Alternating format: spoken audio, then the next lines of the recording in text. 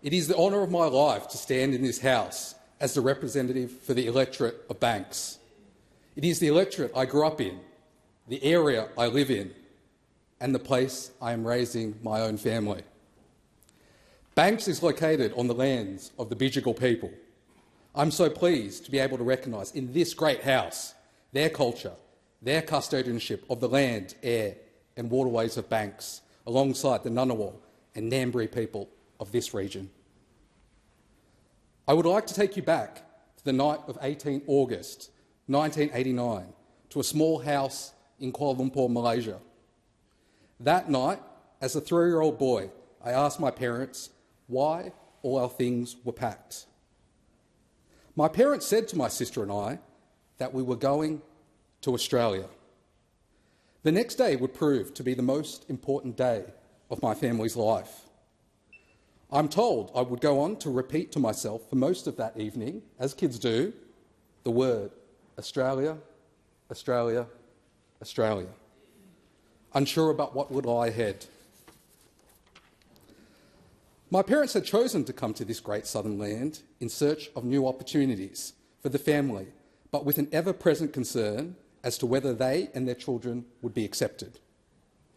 In particular, like so many migrants to this great country, they sought to give their children the best education possible, in the hope that would make their lives easier than the ones they had experienced with their families, but also to contribute to their new home. We arrived in the arms of family in Sydney, all of which are up there in the gallery. Spending the first year of our lives in Hurstville before moving to Revesby, where our family home would be.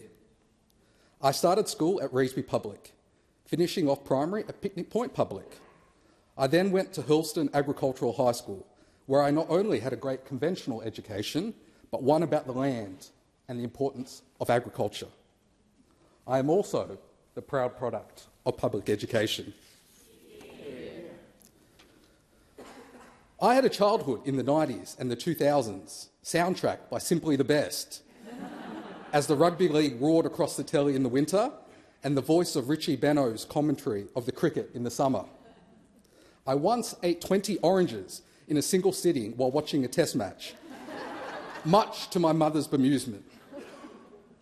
I also spent countless hours at Bankstown Basketball Stadium, imagining myself as a future NBL or NBA star, despite my smallish stature, and on the tennis courts across the area, preparing for my never-to-come debut on Rod Laver Arena.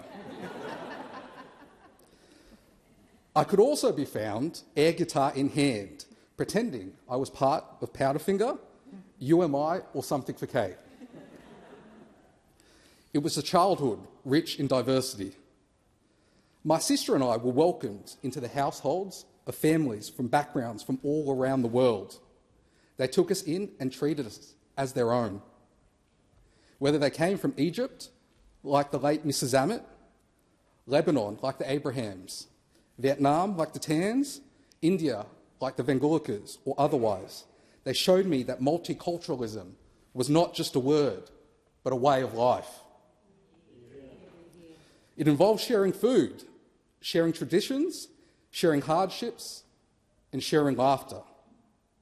One moment I was eating a Devon sandwich, the next a curry laksa, a kibbeh, a bansil, or a panipuri. I'm a proud Asian Australian. I'm a proud Malaysian Australian. I'm a proud Chinese Australian. But most of all, I am a proud Australian. I was lucky enough to attend university, where I studied law and a broad range of subjects, from political science, international relations, to economics. During uni, I had a range of jobs.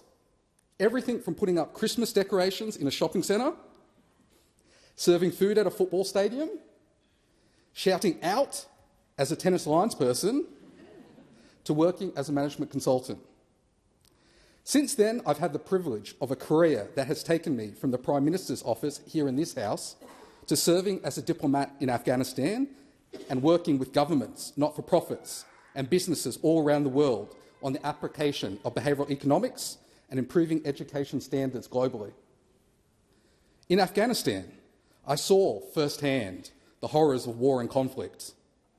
I learnt the importance of having trusted institutions, combating corruption, and the basics of economic growth.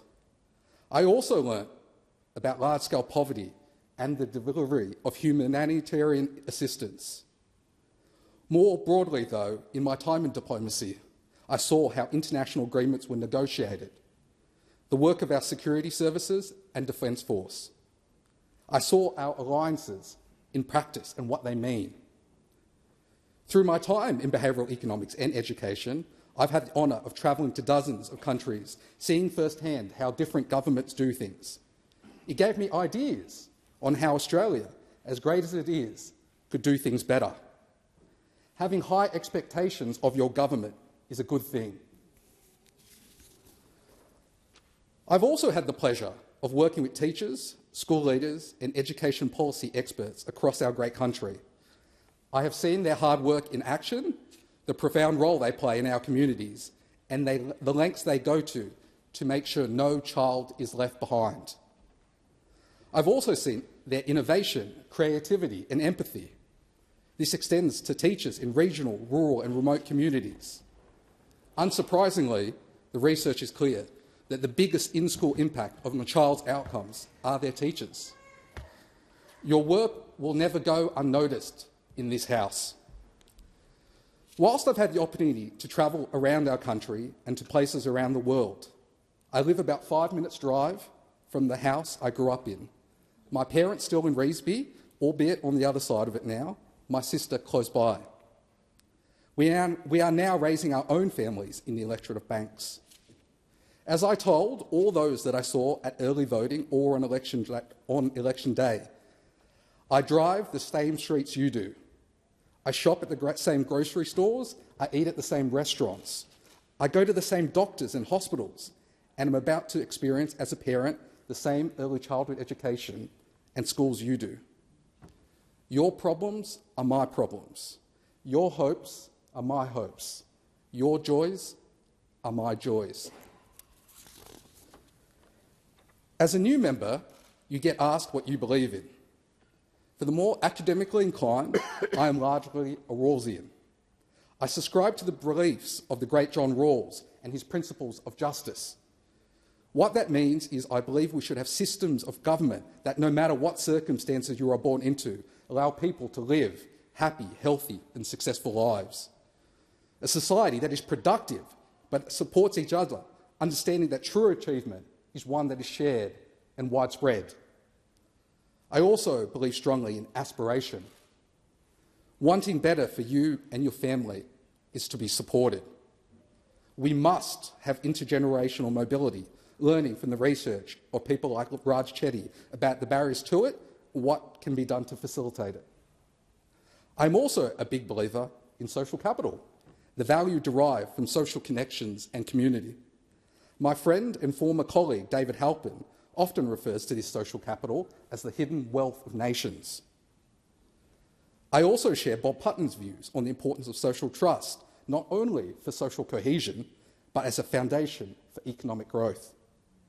Social policy is economic policy, and vice versa. I'm also a great believer in making government more human. People are not just numbers, and we should ensure that we have the systems in place to reflect that. We should make government processes easier for people to navigate and demonstrate compassion in our delivery. We can strike the balance between fiscal responsibility, accountability, transparency and humanity. Often governments have sound strategic visions for their policy agenda, but do not give enough thought to their implementation or how people experience said policy. The details matter. I'm a person who believes strongly in evidence-based or informed policy making. We should rely on robust evidence to guide our decision-making. Where we know what works, we should adopt. Where we don't, we should try and evaluate. As governments, we need to be humble in recognising what we do and do not know, what we do and do not do well. We must test, learn and adapt. Another thing you get asked as a new member is what you want to contribute. First and foremost is my commitment to the people of Banks. Whether you live in Milperra, Revesby, Panania, East Hills or Padstow, Picnic Point, Riverwood, Narwee, Punchbowl, Roselands, Penshurst, Oatley, Lugano, Mortdale, South Hurstville, Hurstville Grove, Carrs Park, Carl Bay, Connells Point or Blakehurst. I will work day and night to ensure your voices are heard and that you have the services you need and that government is focused on improving your lives. As I've told every person who has walked through the Banks Electorate office since I have been elected, that office is not mine, but yours. It is the community's office, and I hope to use it to make the lives of every single person in the electorate better. My campaign slogan was "Because you matter," and I really mean it. I'm also deeply passionate about education. Education is transformational. It was for my life and has been for generations. But my passion for education runs deeper than overarching statements.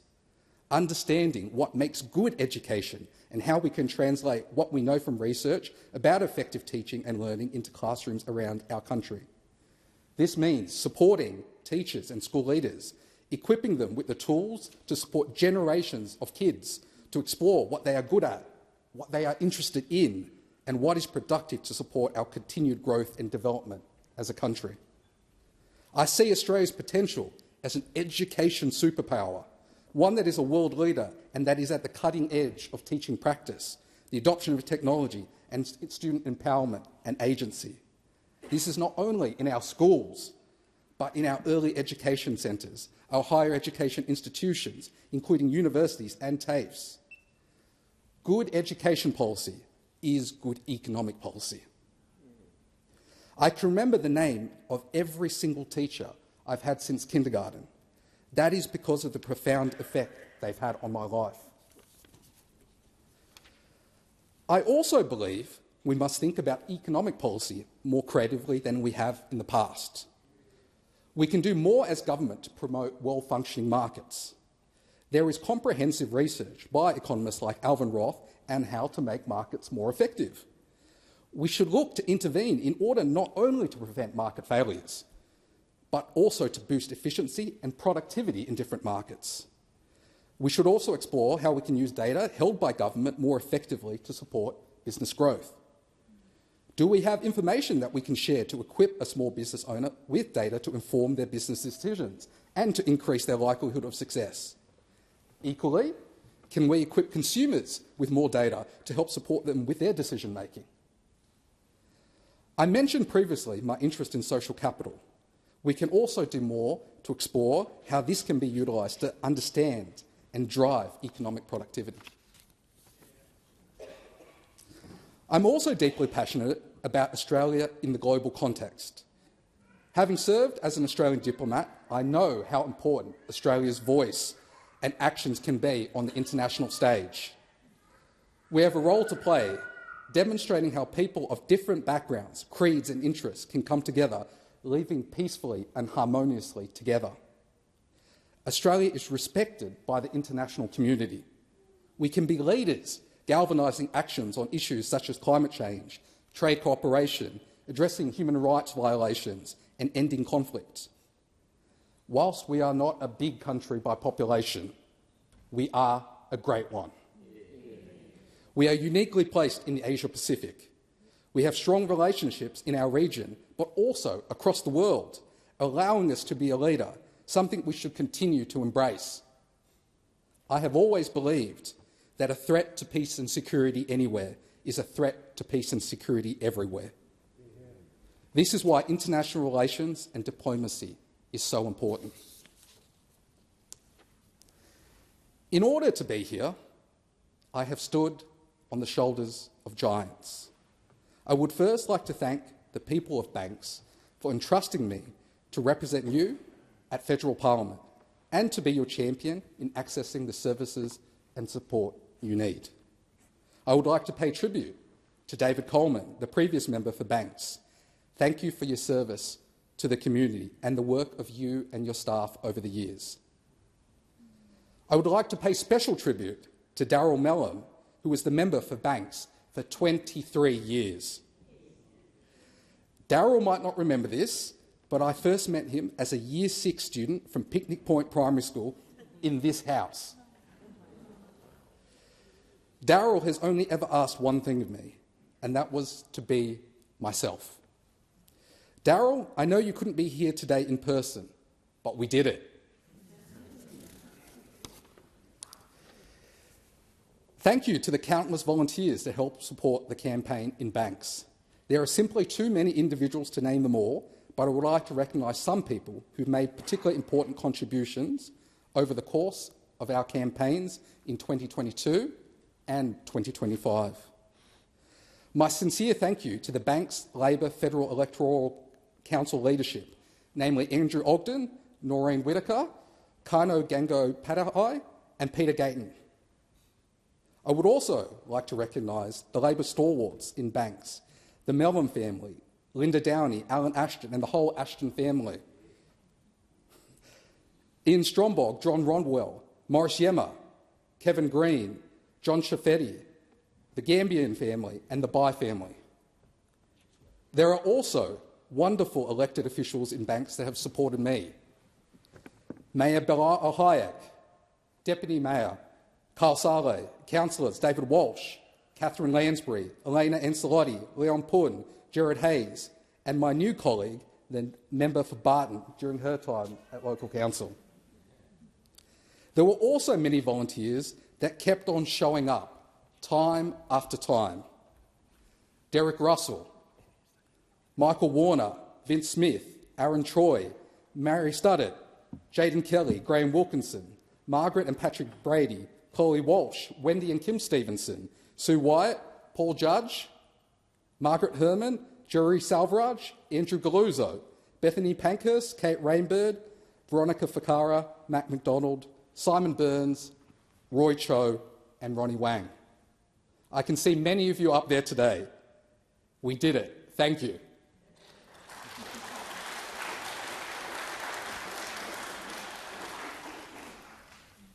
Also, a massive shout out to the team from Riverwood Community Centre who are here today.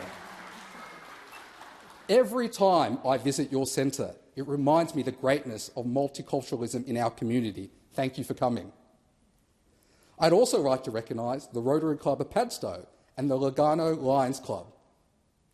My thanks also goes out to the mighty union movement, with special thanks to the United Workers Union, the Community and Public Sector Union, the Financial Sector Union and the Electrical Trades Union. Thank you also to the whole team at the Revesby Workers Club for all your support and flying the flag for working people in southwest Sydney. I would also like to express my gratitude to the New South Wales Labor Head Office and the National Secretariat, particularly Dominic Offner, George Simon, David Dobson and Paul Erickson.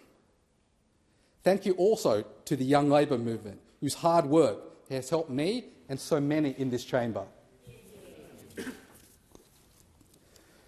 To Thomas Arthur, who led the 2025 Banks campaign, but also to Declan Davis and Thomas Gow, who led my campaign in 2022. Your intellect and tireless work and commitment I will forever be grateful for. You were the architects of our success. I look forward to seeing your amazing careers ahead. Thank you also to Terran Creek for all your support with the campaign. My sincere gratitude goes to my colleagues in the Federal Caucus for their encouragement and support during the election and since. This includes the Prime Minister, who came to Banks during the campaign, as well as the many ministers who came out to campaign alongside me during the campaign and visited me since. Also, thank you to my New South Wales State Parliament and ministerial colleagues, including the Premier Chris Minns and the Member for East Hills, Kylie Wilkinson, for all your support. Now for my family. To my parents, Bia Hong and Elay, you have shown my sister and I boundless love, and we are who we are because of you. You worried before we came to Australia if we would be accepted. Hopefully me speaking here today in this House and the achievements of your daughter are testimony to the fact that we have. Yeah. To my sister, Dr. Yinlan Soon, you are my hero. Thank you for always being there for me.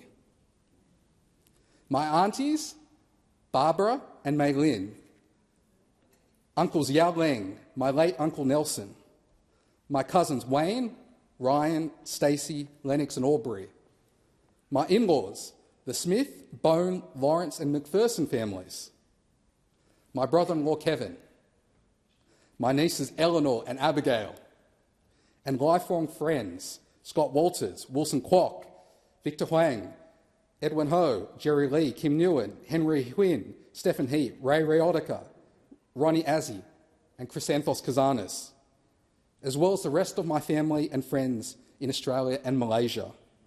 You have been with me every step of the way. Thank you.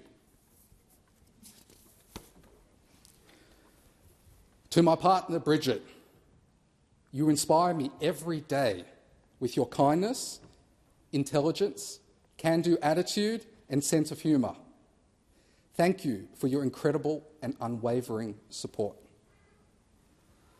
To our lovely little girl, Dorothy, you mean the world to us.